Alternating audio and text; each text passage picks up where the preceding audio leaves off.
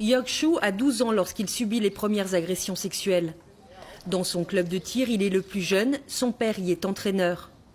L'équipe se déplace régulièrement pour participer à des compétitions ou à des stages de formation. Le soir, dans les dortoirs, il est sans défense face aux agresseurs. Nous étions sans aucune protection. Et les plus jeunes étaient exposés à des agressions caractérisées de la part des plus âgés. Ils jouaient au jeu de la bouteille et au début nous étions curieux. Nous voulions participer au jeu. Sauf qu'à la fin il y avait des abus sexuels. Lorsque la bouteille tombait sur moi, il fallait par exemple que j'aille sous la couverture avec un grand. Et personne ne venait nous aider. Au contraire, une fois un entraîneur s'est même joint à nous et a participé à ces agressions. Pendant des années, il est incapable de mettre des mots sur ses actes. Il craint de faire du tort à sa carrière sportive, à son père et à son club. Au sein d'un club, il peut y avoir un tel esprit de corps qu'on se dit que si on dénonce quelqu'un, c'en sera fini de notre carrière sportive. On sait que si on parle, on se fera jeter du club. Aujourd'hui encore, dans le sport, les agressions sexuelles restent un tabou. Rares sont les victimes qui osent en parler. Peu de cas sont portés devant les tribunaux. Pour délier la parole, certains clubs, comme ici à Hambourg, s'engagent activement dans la prévention. Qu'est-ce que la maltraitance des enfants? Que ressentent les victimes? C'est de tout ça dont nous allons parler.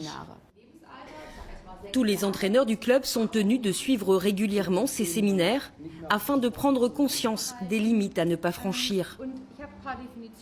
On est en contact permanent avec des jeunes et des enfants. C'est donc très important d'être sensibilisé, de savoir où sont les limites pour les enfants et de réaliser qu'on peut nous-mêmes parfois franchir une limite sans s'en rendre compte.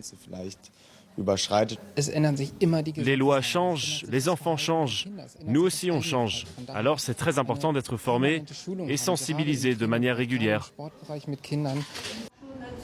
L'association de protection de l'enfance chargée de ce séminaire se bat depuis des années pour briser le silence. Selon Alena Mess, il est essentiel que les entraîneurs apprennent aussi à détecter les enfants en détresse. Notre objectif principal, c'est de protéger les enfants qui peuvent être exposés à des abus sexuels.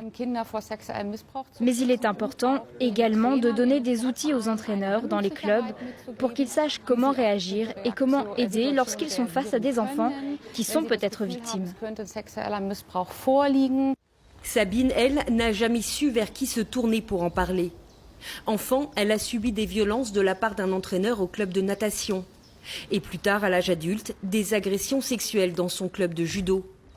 À chaque fois, sa réaction a été la même, le choc et un état de sidération. Au début, je ne comprenais pas ce qui m'arrivait. Il faut savoir que je suis une femme assez forte. Je sais me défendre verbalement et physiquement. Je ne me laisse pas faire. Et au niveau professionnel, j'ai du succès. Mais à l'époque, quand ça m'est arrivé, je me suis figée. J'étais complètement à la merci des événements. Sabine témoigne anonymement car elle n'a pas porté plainte contre son agresseur. Elle espère néanmoins contribuer à rompre l'omerta. Dans un petit club sportif qui ne compte qu'une dizaine de membres, c'est très compliqué de faire de la prévention, de désigner une personne de confiance vers qui les victimes peuvent se tourner. Il faudrait un organisme externe vers qui l'on peut se tourner lorsque l'on a vécu des agressions. Un numéro à appeler pour trouver de l'aide, même de manière anonyme.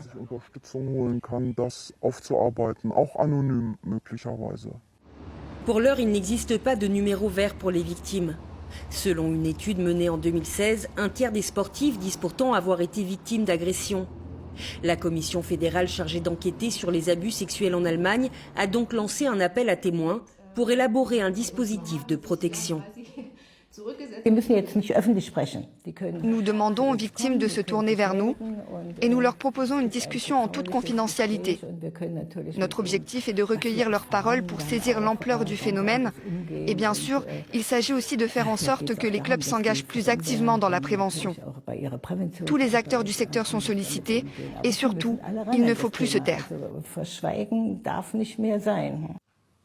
Jörg Schuh, lui, a brisé le silence, mais il était trop tard pour porter plainte.